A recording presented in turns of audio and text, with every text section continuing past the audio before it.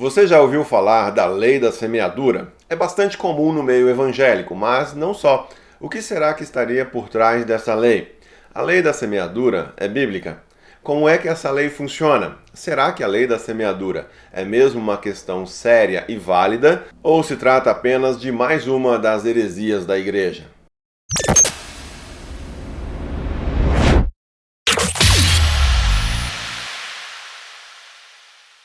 Você certamente já ouviu falar o ditado: aqui se planta, aqui se colhe. Ou quem sabe uma variação, tipo: quem semeia ventos, colhe tempestade. São ditados provavelmente baseados em versos como o que encontramos em Oséias, lá no Antigo Testamento. Eles semeiam vento e colhem tempestade. Oséias 8, verso 7. E eu pergunto para você, você já semeou ou plantou alguma coisa na vida? De modo geral, todos poderiam responder a essa pergunta com um sim. Mas se a pergunta se referir a uma planta, um vegetal, uma árvore, é provável que nem todos tenham passado por essa experiência. E você que já plantou, como é que foi? Colheu? Eu venho de uma família muito humilde, cresci no interior. Meus pais eram pessoas que tentavam tirar o sustento da família na agricultura. E minha lembrança desse processo de semeadura e colheita é bastante traumática. Muitas vezes eu não vi essa tal lei da semeadura se concretizar nas pequenas lavouras onde gastamos dias de trabalho duro. Não tínhamos maquinário nem irrigação. Todo o trabalho era braçal, com enxadas, enxadões, foice e assim por diante. O sol escaldante fazia com que depois de alguns dias pudéssemos retirar a casca da pele morta, ressecada das orelhas, dos braços e das costas. Não conhecíamos a praia, mas sabíamos muito bem o que era queimar no sol. O mesmo sol que, depois da semente lançada no solo, continuava como um maçarico até impedir que a semente germinasse, crescesse para produzir as espigas, os grãos, o fruto. A esperança da colheita dependia de chuvas, de tempo e condições apropriadas. Assim, o princípio que diz que colhemos o que plantamos, eu vi muitas vezes frustrado. Logo, tornei-me um tanto cético quanto à crença de que aquilo que a gente semeia, a gente ceifa. A semente lançada na terra, na esperança da colheita, acabava se tornando um desperdício, uma vez que poderia ser alimento nos dias de fome. Muitas vezes vi que nem sempre a colheita é proporcional à semeadura. Sim, eu sei, é possível racionalizar a respeito de tudo isso, procurar por uma série de explicações, condições e justificativas. E tudo isso apenas revela o quanto a vida é mais complexa do que as simplificações e frases de efeito que gostamos tanto. A tal lei da semeadura é cantada e pregada, repetida à exaustão por inúmeras pessoas que acreditam nela. Eles têm até mesmo bons textos bíblicos para justificar tal lei, mesmo que a formulação como tal, lei da semeadura, não apareça na Bíblia. Toda semente que você lançar na terra um dia retornará para você em forma de colheita, bradarão. Outros vão argumentar: não estamos falando da plantação agrícola, as sementes que lançamos na terra. Essas sementes, elas são as nossas atitudes. Ou seja, aquilo que você faz voltará para você. Na agricultura, essa lei é muito fácil de entender. Basicamente, nos diz que a colheita será igual à semente que plantarmos. Não podemos esperar colher milho se a semente que plantamos era de feijão. Assim dirão, não podemos colher algo de natureza diferente daquilo que semeamos. O principal texto bíblico utilizado para fundamentar a tal lei da semeadura, como geralmente é anunciada dos púlpitos, encontra-se na carta de Paulo aos Gálatas. Não se deixe enganar, de Deus não se zomba, pois o que o homem semear, isso também colherá. Quem semeia para a sua carne, da carne colherá destruição, mas quem semeia para o Espírito, do Espírito colherá a vida eterna. E não nos cansemos de fazer o bem, pois no tempo próprio colheremos, se não desanimarmos. Gálatas 6, 7 a 9. Existem algumas coisas aqui que precisamos discernir e compreender bem. Quando nós falamos da semente, estamos nos referindo ao pequeno grão do qual se origina uma planta, e depois frutos e novos grãos. A semente, portanto, é uma só, é uma força em potencial. Porém, existem diferentes tipos de semente. Na metáfora que Paulo está utilizando, a pergunta que devemos fazer é: o que Paulo está comparando com a semente? E a segunda pergunta é: como devemos compreender a carne e o espírito, que na metáfora de Paulo são o terreno que recebe a semente? Paulo está se referindo ao pensamento como semente. Assim como há uma variedade de sementes, há em cada um de nós uma variedade de pensamentos e disposições com as quais podemos nos ocupar. O terreno onde se deposita a semente pode ser a carne ou o espírito. São, portanto, dois tipos de pensamentos. Por carne, Paulo entende a nossa velha natureza caída em pecado. Como escreve o teólogo John Stott, essa natureza caída existe em cada um de nós e permanece em nós, mesmo depois da conversão e do batismo. Este é, portanto, um dos campos de nossa vida que pode receber as sementes de nossos pensamentos. Mas existe também outro campo, o campo do espírito, ou seja, a partir do momento em que uma pessoa se torna cristã, ela ingressa uma nova vida, se torna em nova criatura, dirá Paulo. Assim, tudo depende do que e onde semeamos.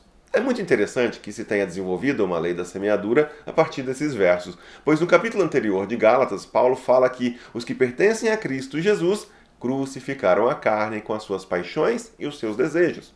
Não vemos preocupação com alguma lei da crucificação nos dias atuais. Porém, o mesmo capítulo 5 de Gálatas nos ajuda a enxergar melhor os frutos que podem ser vistos na vida de alguém que semeia para a carne ou para o espírito.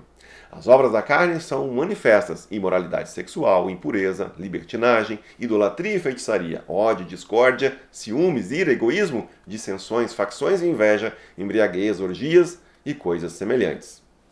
E no caso do Espírito, Paulo também vai dizer que o fruto do Espírito é amor, alegria, paz, paciência, amabilidade, bondade, fidelidade, mansidão e domínio próprio.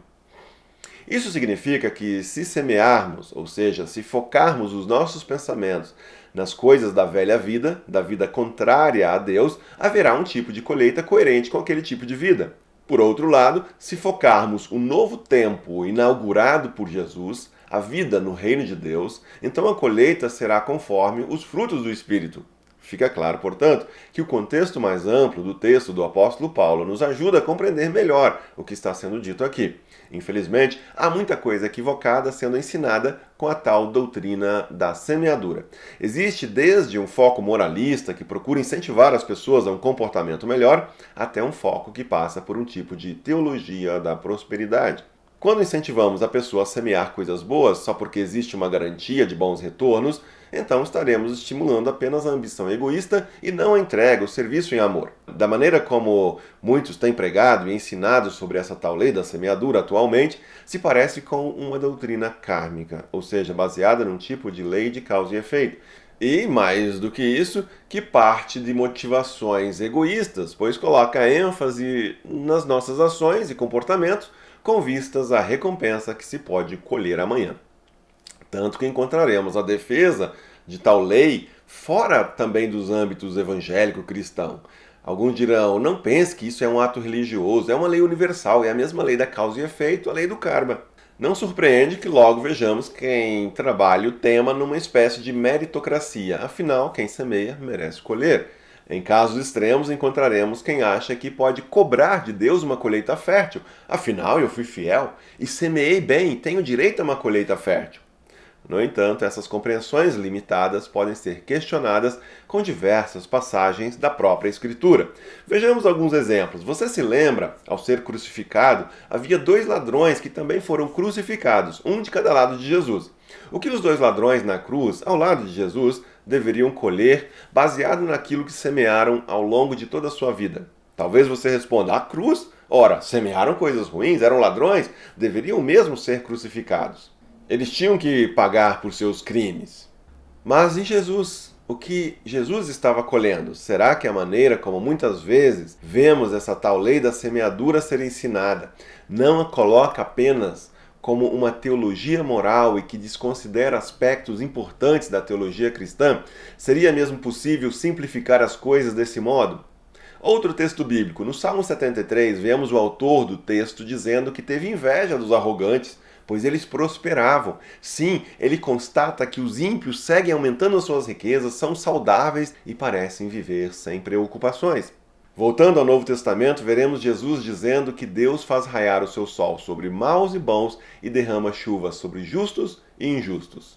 Enfim, justos e injustos, independentemente de suas semeaduras, recebiam a bênção do sol e das chuvas. Por mais que possamos olhar para a natureza e discernir uma lei da semeadura, o fato é que isso não é assim tão fácil de transferir automaticamente para a realidade espiritual. Mesmo que sim, que vejamos na realidade do mundo uma lei de causa e efeito, Deus não está sujeito a ela. E sabe como podemos comprovar isso? Pela graça. Imaginem se todos nós fôssemos largados a uma lei da semeadura de causa e efeito. O que seria de nós? Sejamos sinceros, o que realmente temos semeado? Em Romanos 3,23, Paulo confirma que todos, cada ser humano do planeta, é um pecador. Essa é a nossa condição depois da queda. E qual é o salário do pecado? O que merecemos por nossa semeadura pecaminosa? O salário do pecado é a morte, afirma o mesmo apóstolo Paulo em Romanos 6,23. Mas Deus não está sujeito às leis que ele mesmo criou. Ele é capaz de dar uma colheita inesperada ao ladrão arrependido na cruz. O mesmo salmista que constatava a prosperidade do ímpio pode olhar para si mesmo e ver que ele não era alguém assim tão melhor e que por isso merecia as consequências de uma vida distante de Deus. Porém, termina ele, fiz do soberano Senhor o meu refúgio. Então, é isso, diante de um mundo cruel, de pecados e exigências que pune e agracia com base nos méritos, só resta nos refugiarmos naquele que inverte e subverte a ordem das coisas. Como Paulo também escreve, agora em 2 Coríntios, Deus em Cristo estava reconciliando consigo o mundo, não lançando em conta os pecados dos homens. Ou seja, Deus agiu em amor e graça, não levando em conta as nossas sementes que foram lançadas em pecado. Deus quebra a lei, ou cumpre a lei, para que nós, miseráveis pecadores, pudéssemos desfrutar da colheita da vida. Um abraço e que Deus te abençoe. E lembre-se, seja você uma bênção.